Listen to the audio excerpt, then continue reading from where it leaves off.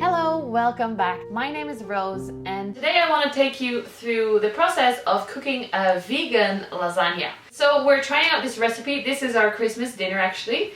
It includes butternut squash, peppers, lots of tomatoes of course, and garlic. I'll put all the ingredients down below. It includes coconut milk to make it nice and creamy and lots of mushrooms as well. I have no idea if this recipe is any good. I took it from this book by Ella, Deliciously Ella. So we're going to test it out and let's see how it goes. Try veganism. It isn't as hard as you think and it can create lovely food. Lots of nice veggies. So let's cut all that up and start cooking it. The main ingredient of this recipe is butternut squash. You need 2 for this recipe to serve 4. You see us using 3 because we're making it for more people, but all the quantities that I mention are for 4. Cut them up first. Be careful when you cut them up because this is pretty hard. Don't cut your fingers. On the inside, it is like a pumpkin. I don't know if you've cut or prepared a pumpkin before. I was taught to use a spoon to get all the seeds out and scrape out the little slimy bits that aren't very nice. And then cut it into long strands. Again, being careful with how you cut it because it can be pretty difficult to cut.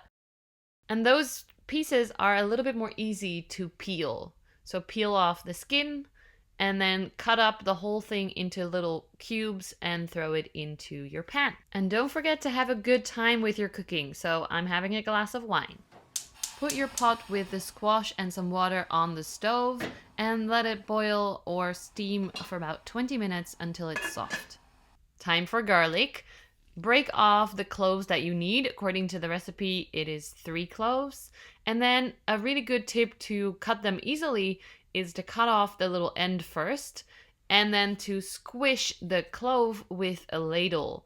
That way you break the insides and the outer edge you can just take off very easily, the skin. And then cut them up into little pieces. For peppers, you always have like the little seeds inside. And a really fun thing to know is that there are 2 kinds, the male and the female peppers. If you're cooking something like we are today, then pick the one with 3 ends. That's the one that doesn't have many seeds. The one with 4 has more seeds, but also a little bit more taste. So that's an interesting tip for you. For this recipe, you need 4 red peppers, and you cut them into small bite-sized pieces. Then get your 500 grams of mushrooms and clean them off, just wiping off the dirt. Cut them all up into small bits. You also need 4 dozen cherry tomatoes. Cut them up as well. My boyfriend did that for me while I was cutting the other stuff, so yay.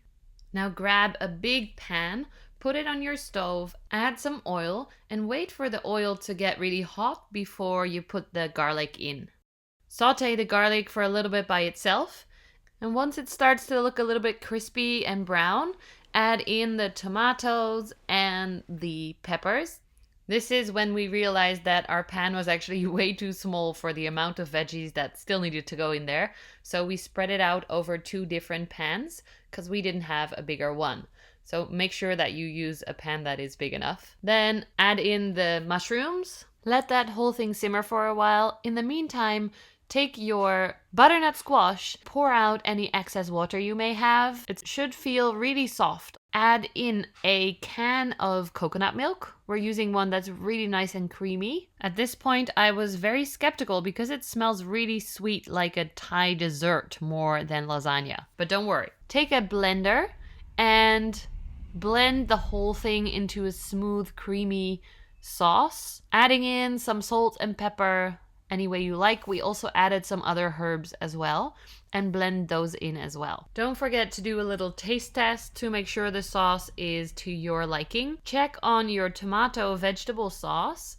Once that's ready, it's time to start putting it all together. In your oven dish, start with a layer of the tomato veggie sauce, then add a layer of the pumpkin sauce, and put your lasagna sheet, which I learned are actually called lasagna noodles, in the sauce, making sure they get a little bit wet on all sides. Create a few more layers in that same way, tomatoes, pumpkin, pasta, until either your pot is full or your pan is empty. Ending with a layer of the pumpkin sauce, and then laying a layer of tin foil over top of that to make sure that it doesn't burn in the oven. I think. I'm not quite sure. We preheated the oven to 200 degrees Celsius and put them in there for 20 minutes. After putting everything together, we noticed at least half of the butternut squash sauce is left over. So either we did something wrong with our calculations or the recipe's amounts don't really make sense.